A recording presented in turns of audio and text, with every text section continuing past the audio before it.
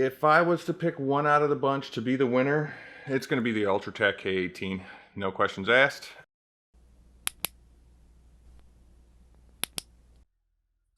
Welcome back. We're going to do another light fight here, and this time it's going to be the 10-440 Showdown. Not really expecting, especially from the distance that the camera's at, anybody to be able to tell the difference between these two batteries.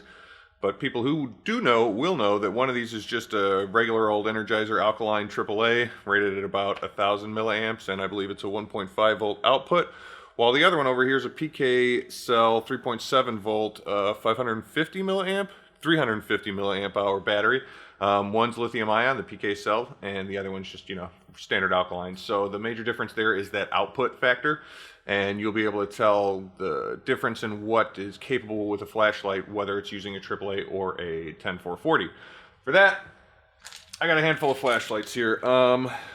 Two of these are the same. The OLIGHT I3T.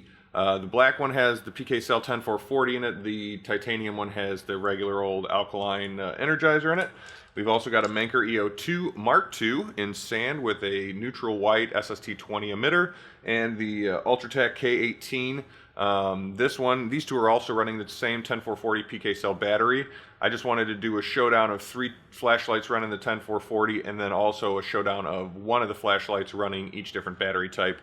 The main issue here is that these two are rated to run both the 10-440 and the AAA, while the I3T, the board and circuitry isn't necessarily meant to be running a 10-440, at least not for that long. But if you go on any of the forums or Facebook groups, they'll tell you they do it all the time. So this is kind of if you're in the process of trying to find a smaller everyday carry light. With the 10-440 output, it could be your daily carry, but the 350 milliamp hour capacity means you'll definitely need to carry some extra batteries. And it also could really serve well as a secondary light. I know I commonly go searching for items around my office with coworkers, and I'll bust out my flashlight, and I feel nice being able to give them, even if it's not as bright or as sweet. I like being able to give them a flashlight to be able to search too. So I want to get into breaking these bad boys down, so let's head into an overhead view.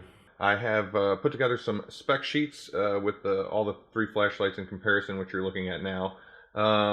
These are representative of their actual physical size too, and just some of the specs I got from the manufacturer and from others who are testing flashlights.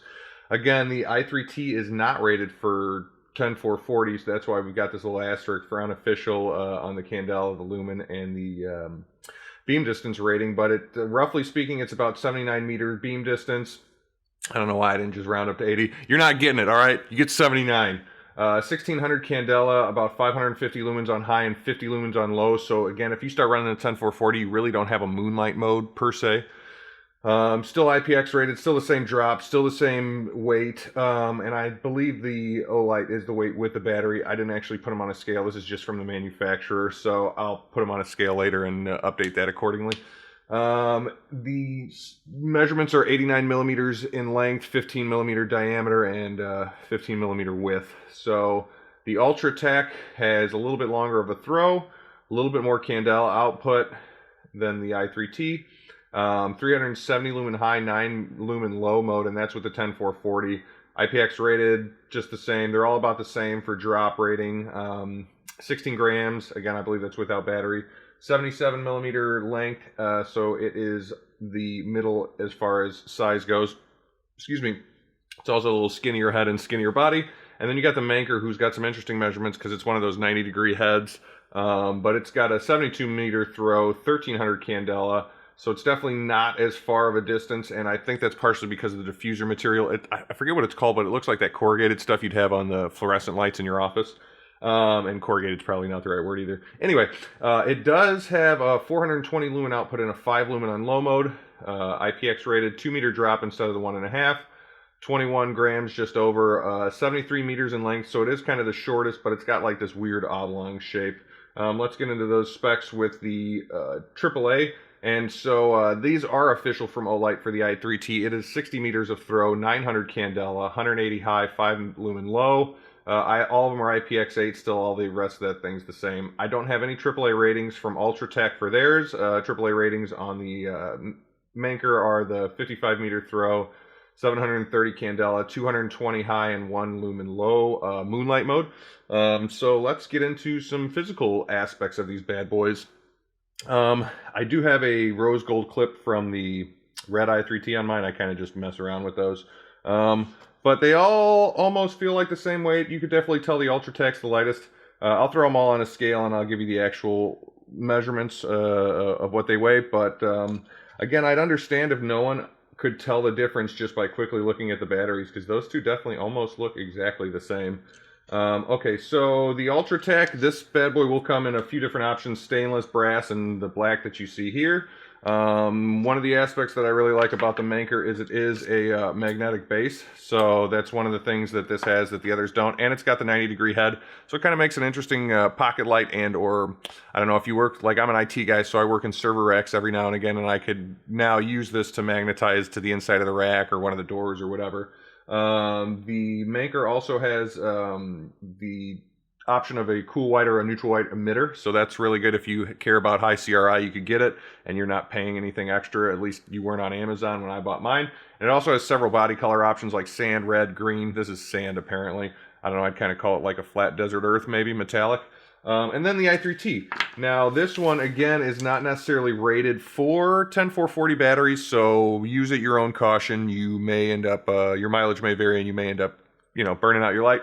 That's why I only run the 10440 in the black variant. You could get these all day long off their website. They're usually a freebie during flash sales if you spend like $100, so I don't really care about that. And then I brought the I3T in the titanium one with a custom clip from my buddy at Coated Car Parts. This is this really cool blue, I don't even know what to call it, but it almost looks like glass. But this is running a brand new Energizer AAA, so when we end up going to the beam test, you could see the difference between low and high modes. Again, you do really lose, you have no low mode with the 10440, even low is pretty dang bright. The I3T though does come in the most color options. It does also come in normally the bodies are aluminum, but you could get a titanium version, which you see here. And I did used to have the copper version, but I bought it for $30 and ended up reselling the used version for over $100. So I'll take it as a win, even though I can't necessarily show off the copper version on here. It's kind of turning into one of those holy grails. Again, the emitter options are limited on these. So the Ultratac comes with a Cree XP GT2. I'm sorry, Cree XP G2 S4. While my Manker E02, like I said, has the Luminos SST20 in it. You can't get the other emitter option, and I didn't jot what that was down, but I'm sure it's probably a Cree XP something or other. And the i3T comes with a Philips Luxion TX, and I don't know if they switch emitters depending on what year it is, but the color temperatures I've gotten out of the i3Ts I have all look to be the same, so I'm guessing they're all the same. So as far as feature sets go, this is probably the most 1-0 kind of flashlight, very analog. You turn it on, you turn it off, you turn it on within 2 seconds again, and it goes to high mode, while the rest of these actually have some of the functionality you'd expect out of a flashlight, a higher-end flashlight. So, for instance, these both have lockout modes, these both have moonlight modes, and yes, this kind of has a moonlight mode with a AAA in it, but if, you know, you put a bigger battery in it, there's really only 2 lumen options, and it's low or high, and if you got a high output battery, you're going to have a high output low mode. That sounds weird. Anyway, as far as moonlight modes go, these two definitely have specific moonlight modes. This one's, again, kind of moonlight if you're low battery. Low battery alerts, the only one that has a low battery alert is the Ultratac K18. It'll actually flash at you when the voltage gets low. Strobe modes, both the Manker and the Ultratac have a strobe. i3T does not. Again, it's just a low and a high. Price points and where to buy. They're all pretty much the same. You could get 2 of these PK Cell 10440 batteries for about $9 shipped, and I want to say I saw a 4-pack for $12 shipped. Definitely go that route, but this is direct from the PK store, which I like buying direct from, theoretically, manufacturer. I'm sure someone else is making it and he just labels it PK Cell. But anyway, I got all of these, barring these 2 on Amazon. These bad boys I got directly from OLIGHT during one of their flash sales or as a freebie during a flash sale or what have you. Just going off Amazon prices, the K18 is $20 barring taxes. The E02 Mark II is $23, and the i3T is $20. So again, they're doing some left digit theory where it's, you know, $19.99, $22.95, and $19.95, but I'll just call it what it is. So they're all basically the same price. You do have to supply your own batteries. You could get a 10440 or a AAA with these too, but I don't even care about that. I'm going to just get my own batteries. Again, it now goes back to if you go with the 10440, you're going to have something to charge your 10440s. But if you've watched one of my previous videos, I just recommend the XTAR. I don't know how they want you to pronounce it, but the XTAR chargers. You get 2-bay, 4-bay, 8-bay. They do grading where they'll tell you how strong the batteries are compared to the manufacturer rating. They'll do storage modes. They all do all sorts of cool stuff. And on top of that, then you can start buying any loop AAA batteries and recharge those, which is nice. And those, you know, anything, AA, any loops. I believe it's Sanyo who makes those. Included accessories, you get some extra O-rings and little key rings with these bad boys. You don't really get too much with these. They come with a battery, and that's about it, an instruction manual. But that's okay. That's, you know, I don't really expect too much to come with it. All right, well, let's see what they look like on a beam pattern. The camera is set on ultra low settings for exposure so that it's black, and all the lights are using the same exposure settings, so the brightness level will be all relative and properly relative. That being said, the backdrop is a 4.5 foot white seamless white backdrop, but the lens is zoomed in, so we'll call it 4 feet wide. And the camera is about 15 feet from the backdrop, and I'm putting the lights about halfway between the backdrop and the camera. All right, so we're going to start with the Ultratac K18. Side switch activated. You hold it for about half a second, and it'll turn on, and then you can click between low, medium, and high. You could also double click, and if you do that within 1/3 of a second, you'll be able to turn on strobe. You could also lock it out. I forget how to do that, but that's not a big deal right now because I want to show you what it looks like. So let's hold it for half a second. Oh, it looks like it started out on high. Let me fix that. All right, we're going to start out on low, and you really can't even barely see that on the monitor. There's medium, and you're actually starting to see me coming in a little bit. And there's high. Pretty good. Pretty good. All right, back to low and off. All right, next light. We're going to go to the Manker E02 Mark II. This is a top switch, I suppose you'd call it. I think they call it a tact switch, but c'est la vie. This is the one with the SST20 4000K high CRI emitter. It's got a moonlight mode with some levels within there. It's got a general mode with a medium and a high, and then it's got a turbo. So let's see if I can't get this on moonlight mode and see how we do.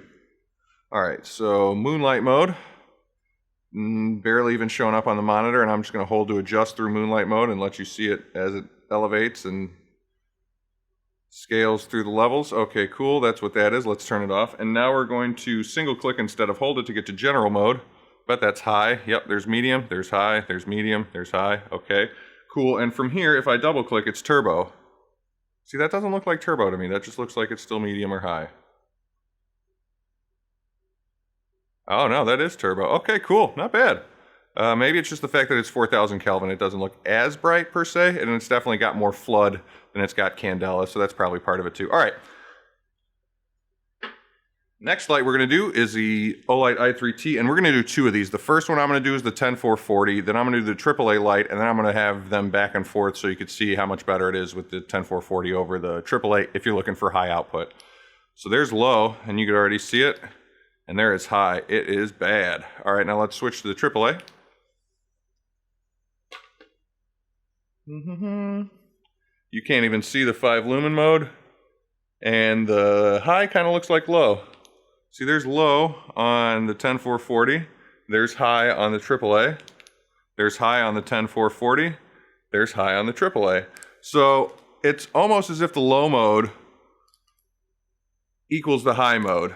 When you're using the 10440, there's high on the AAA, and this is low. It's almost there on the 10440 and high on the AAA. So just a bit of difference there. So I'd say, I don't know, 100 lumen maybe for the low mode on 10440, where it's 180 lumen on the high mode for the AAA. So let's go back to my talking head and get some final thoughts. We saw the beam pattern, we saw the specs, we saw how they all kind of work together and worked against each other. If I was to pick one out of the bunch to be the winner, it's going to be the Ultratac K18. No questions asked. It's rated to run 10440. It can make an excellent headlamp with a 2-way clip. It's got a lockout mode, it's got a strobe, it's got a low battery indicator. It's just a whole package. Close second actually is going to be the I3T, which is weird because it's not even rated to run 10440. It's supposed to only run AAA. But if they made one that's okay with running 10440, I might actually think about keeping some more in my collection of your products, OLIGHT. So, word to your mother. What else do I got here? Yeah, that's it.